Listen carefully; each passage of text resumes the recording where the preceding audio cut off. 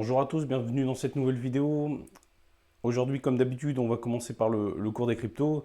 Donc on peut voir une légère augmentation aujourd'hui avec une forte augmentation sur la semaine, hein. Parce que là, on est à 24 700 $ pour le BTC. On est passé au-dessus de la barre des 2000 $ pour l'Ethereum. Ethereum poussé bien évidemment par la transition The Merge, hein, la transition au Proof of Stake. On va voir ça un petit peu dans les actualités de la semaine.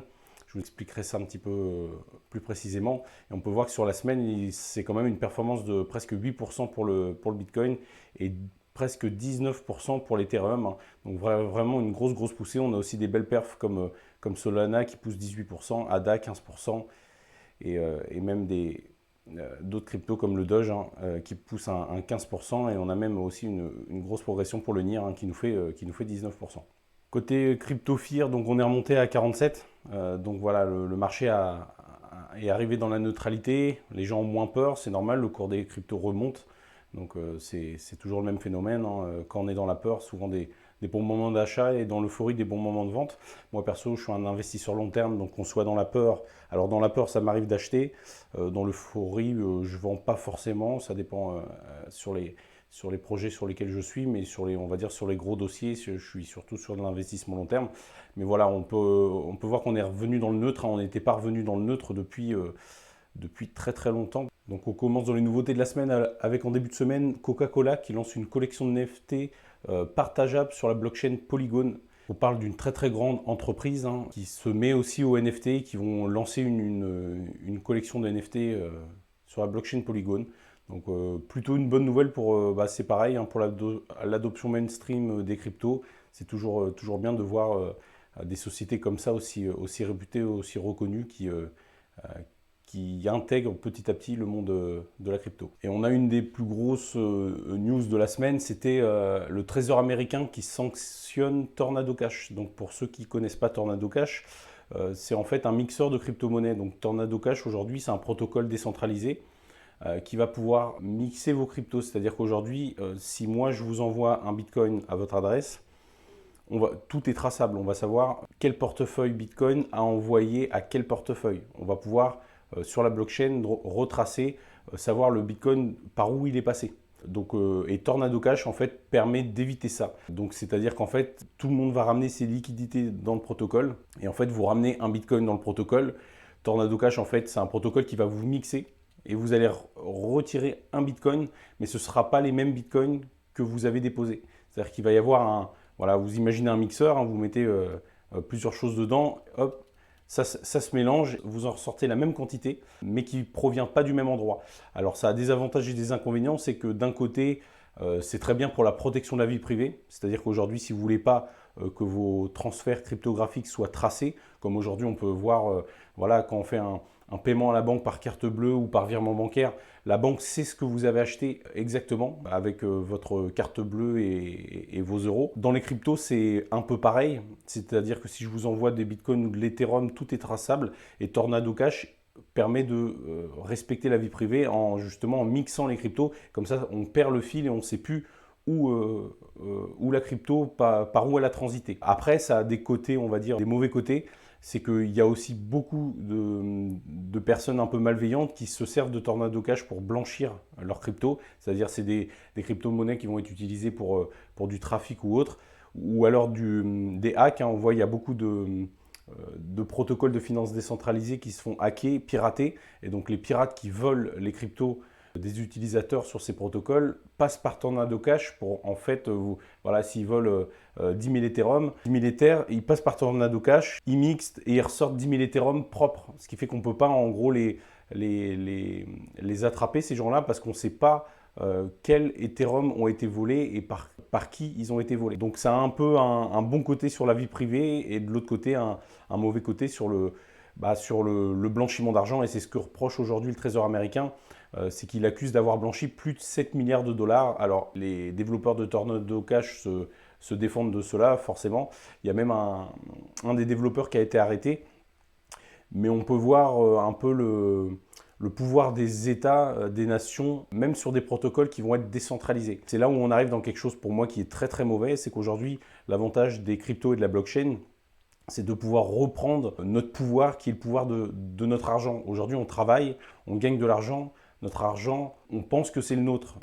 L'argent que vous gagnez, c'est pas le vôtre. Sachez que l'argent que vous gagnez, c'est l'argent des banques. C'est-à-dire que vous mettez votre argent à la banque, votre salaire il est viré à votre banque. Si demain votre banque ou l'État vient vous dire bah, c'est terminé, vous n'avez plus accès à vos fonds, vous n'aurez plus accès à vos fonds. Donc vous n'êtes pas réellement propriétaire. C'est pas comme si vous avez, imaginons un lingot d'or sous le matelas. Bah ça, c'est votre lingot d'or. Enfin, je veux dire, personne ne pourra venir vous l'enlever à moins de vous faire cambrioler. Mais je veux dire, voilà, c'est vraiment à vous. Alors que là, en banque, on peut le voir dans beaucoup de pays. Hein, c'est arrivé en Chine, c'est arrivé dans d'autres pays où les banques suspendent les retraits.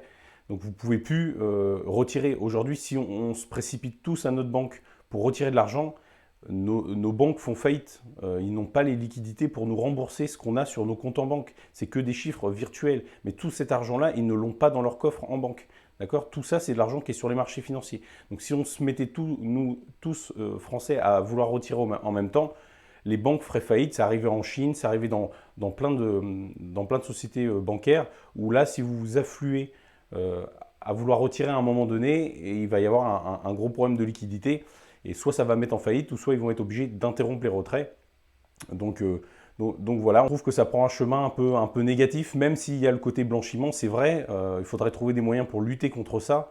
Mais par contre, des protocoles décentralisés comme ça, je trouve que ça a un côté bien pour la vie privée. On a d'ailleurs ce qu'on appelle des privacy coins, hein, des crypto-monnaies qui respectent la vie privée comme le Monero. Ou alors le Zcash. Le Zcash, c'est une crypto-monnaie un peu ancienne comme le Monero qui permet soit de faire des transactions confidentielles ou non. On avait dans les news l'entreprise Ripple, qui, selon une source, s'apprêterait à racheter les avoirs de Celsius.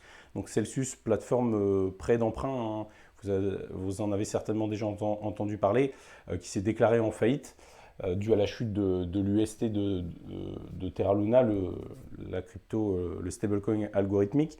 Et donc là, Ripple serait apparemment en pourparlers pour racheter les avoirs de Celsius. Alors peut-être peut-être tous les avoirs de Celsius, ça me paraît beaucoup parce qu'ils avaient Celsius, ils avaient un trou de plus de 2 milliards, je crois. Donc ça paraît beaucoup. Après, ils sélectionneront peut-être Ripple certains avoirs, mais sans prendre vraiment tout, hein. Ils prendront peut-être ce qui les intéresse dedans. Et donc on peut voir que malgré tout, Ripple, c'est une crypto qui n'a pas trop bougé depuis des années, hein. C'était une des plus fortement capitalisées en 2017-2018. Elle est réputée pour être un peu la crypto des banques, hein. Donc c'est pour ça qu'elle a un peu mauvaise presse au sein de l'écosystème crypto. Mais on peut voir qu'ils sont toujours là et qu'ils sont, malgré leur procès avec la SEC, ils sont toujours en train à l'affût de rachats à bon compte. Donc à suivre. On a l'Iran qui utilise désormais massivement les crypto-monnaies pour leurs importations. L'Iran qui vient de conclure une importation de 10 millions de dollars en utilisant les cryptos. Et son vice-président a confirmé que le pays continuerait sur sa lancée. Donc voilà, on peut voir, comme je le dis souvent sur la chaîne, l'utilisation des crypto-monnaies qui est sur une adoption grandissante de plein de pays dans le monde de façon différente. Là, on voit l'Iran, c'est pour les exportations. On peut voir le Salvador, c'était carrément déclaré comme monnaie légale, hein, à côté du dollar. Donc ils ont tous leur utilité, mais on peut voir que voilà, l'adoption de la crypto et de la technologie blockchain en général se fait de façon de plus en plus importante, de plus en plus rapide. Et on est sur quelque chose qui va prendre énormément d'ampleur dans les décennies à venir. On en est pour moi qu'à un dixième, hein, de ce que va être le monde de demain de la finance. Une petite news rapide, hein, c'est la Belgique. Le Parti libéral propose de reporter les pertes des crypto-investisseurs.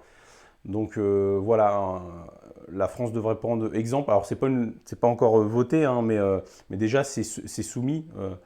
C'est soumis, donc c'est déjà une bonne chose parce qu'aujourd'hui, il faut savoir que dans le monde de la finance, quand vous avez des gains, vous êtes imposé, mais quand vous faites des pertes, vous pouvez reporter vos pertes d'une année sur l'autre, chose que dans les cryptos, on ne peut pas faire. Si on a fait des gains, on doit payer des impôts. Par contre, si on a fait des pertes, on ne peut pas reporter nos pertes sur les impôts. Et c'est quand même, pour moi, déjà pas normal, puisque pourquoi on le ferait sur des investissements type boursier ou autre, et qu'on ne le ferait pas sur les crypto-monnaies. Donc, très très bonne initiative de la part de la Belgique. Donc, un petit clin d'œil à la France en passant. On a une des plus grosses news de la semaine. Alors, on en avait déjà parlé dans la vidéo précédente de la semaine dernière. BlackRock, vous savez, c'est un fonds un fonds d'investissement, un fonds de gestion le plus gros au monde, hein. Ils gèrent plus de presque 10 000 milliards de dollars d'actifs de leurs clients. Donc c'est vraiment un mastodonte de la finance, hein. Une des sociétés financières qui dirige un peu toute l'économie mondiale. Et donc là, ils lancent un trust privé afin de proposer des bitcoins sur le marché spot. Il faut savoir qu'ils ont une demande énorme de leurs clients pour investir dans le bitcoin. Et il faut savoir qu'aujourd'hui, il y a beaucoup de millionnaires, milliardaires qui n'ont pas forcément le temps, l'envie de se prendre la tête et les connaissances suffisantes. Donc au lieu d'acheter directement du bitcoin comme nous on le pourrait faire sur des plateformes type Binance, FTX ou crypto.com, eux vont directement confier leurs fonds à des sociétés comme BlackRock qui sont entre guillemets des experts de la finance et qui vont investir pour eux. Et là, la grosse nouvelle, c'est qu'on n'est pas sur des bitcoins papier, ce qu'on appelle des bitcoins papier. C'est aujourd'hui, comme on peut avoir l'immobilier papier, c'est que quand vous investissez dans des SCPI, des choses comme ça, c'est de l'immobilier papier. Donc, vous investissez dans un indice qui reflète le prix, par exemple là, de l'immobilier. Et aujourd'hui, le Bitcoin, il existe justement des choses comme ça où on peut investir dans le Bitcoin, mais ce n'est pas vraiment du Bitcoin, c'est du Bitcoin papier. C'est-à-dire que vous allez avoir un sous-jacent qui va refléter le cours du Bitcoin. Donc, alors que là, ce que BlackRock fait, c'est qu'ils vont vraiment acheter, et ils l'ont peut-être même déjà fait, hein. C'est pour ça qu'à mon avis, on a la news aujourd'hui de ce lancement-là, mais je pense que les achats de Bitcoin ont été faits avant, et on le verra dans le futur, dans les mois qui viennent, hein. On apprendra que BlackRock a acheté plusieurs milliards de dollars de crypto, et c'est pour ça aussi qu'on est certainement passé de 18 000 à 24 000. Je pense qu'il y a un gros achat de BlackRock qui a, à mon avis, à mon sens, hein, et on le saura dans le futur, acheté beaucoup de Bitcoin justement pour leurs clients, pour l'investissement pour leurs clients. Et donc ça, c'est vraiment une très, très grosse nouvelle parce que non seulement elle vient de BlackRock, donc une de ces sociétés dans la finance les plus importantes, la plus importante au monde à l'heure actuelle.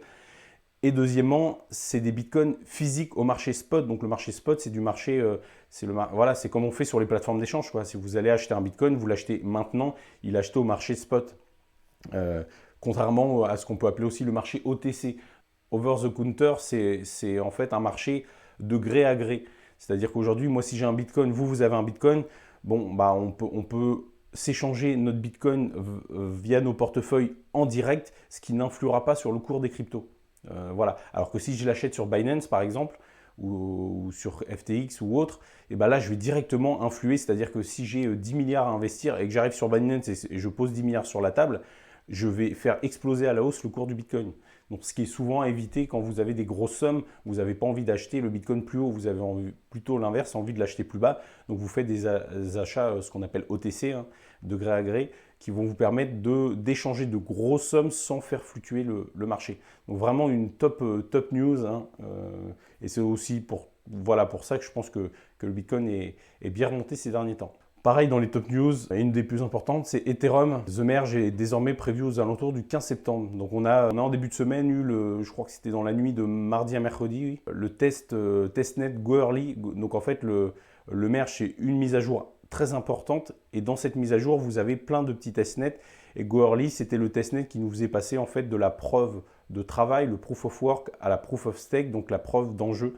Donc je fais un petit rappel bref. La preuve de travail, c'est le protocole sur lequel repose le Bitcoin. Donc, c'est-à-dire que c'est des ordinateurs très costauds qui résolvent des calculs mathématiques et qui minent des blocs. Et en fait, les mineurs sont récompensés pour sécuriser la blockchain. Et ils sont récompensés tous les temps de blocs. Alors, ça dépend après de la crypto-monnaie, bien sûr. Et en fait, Ethereum était à la base sur le même protocole que Bitcoin, donc un protocole de minage, donc qui est, on va dire, assez gourmand en électricité, mais qui est un des protocoles les plus sécurisés. Et là, il passe sur un consensus de proof of stake. Donc là, ce ne sera plus des ordinateurs qui vont miner, qui vont tourner H24 pour résolver des calculs mathématiques et sécuriser la blockchain. La blockchain va être sécurisée en fonction du nombre d'Ethereum que l'on a. On le dépose et en fait, c'est les Ethereum déposés, ce qu'on appelle le staking. C'est ce consensus-là qui va permettre de sécuriser la blockchain en stackant, donc en bloquant des jetons et non plus en les minant. Donc il y a de gros avantages et pour moi c'est le protocole qui survivra dans le temps le plus. parce que déjà vous allez être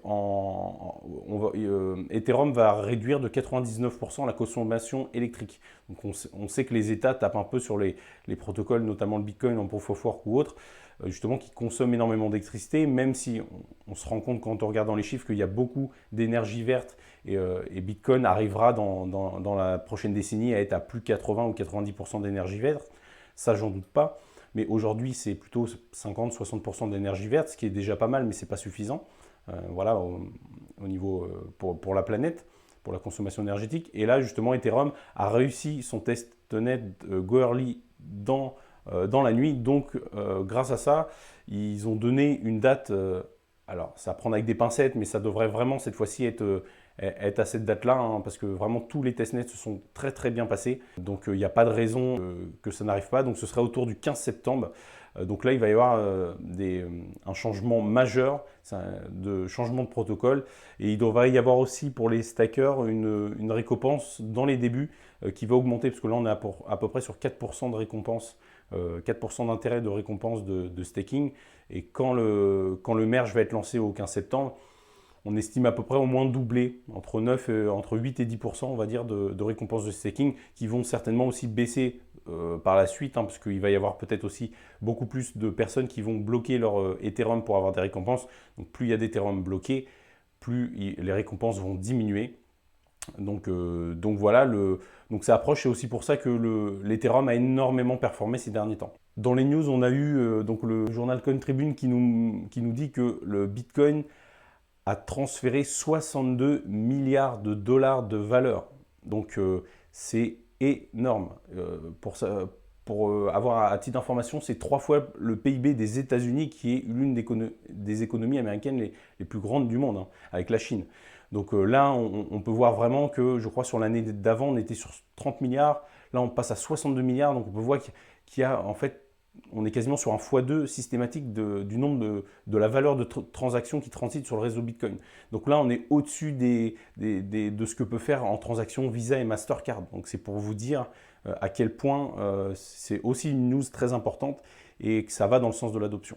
Et je voulais finir avec un petit tweet de Documenter Bitcoin qui nous montre justement le dernier rapport des Nations Unies qui révèle que la possession de monnaie numérique est plus élevée dans les économies émergentes. Donc on peut voir justement les pays qui utilisent le plus les cryptos. Donc on peut voir l'Ukraine en tête, hein. Donc l'Ukraine et la Russie, bien évidemment, ils n'étaient pas en tête avant, mais dû à la guerre et aux sanctions américaines sur la Russie et justement à la difficulté pour l'Ukraine, ils ont eu beaucoup de dons en crypto-monnaie, ainsi de suite, donc ils se sont mis à utiliser davantage les crypto-monnaies.